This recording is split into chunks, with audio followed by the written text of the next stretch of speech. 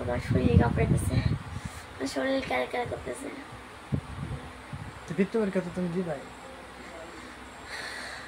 পারবোই কয়েকদিন শেষ করতে, আমার তার মতো লাগবে। তাহলে এতদিনে ঘুম ভাঙলো?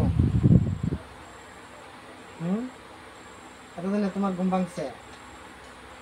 এটা দিছে কবে হিসাব আছে বইটা? আমি তো ভাবছিলাম এটা কালী পূজাতে। তোমার বৃত্তি পরীক্ষা নিয়ে এনার্জি আছে আমার, পরীক্ষা তোমার, তোমার কোনো এনার্জি নাই। আমি কত উত্তর তোমার লেখা দিলাম, তাও তুমি লিখতেই চাও না, লাস্টে নিজে লিখে দিলাম। তাহলে আর কি কইতাম? কয়টা মানে লিখে দিছ?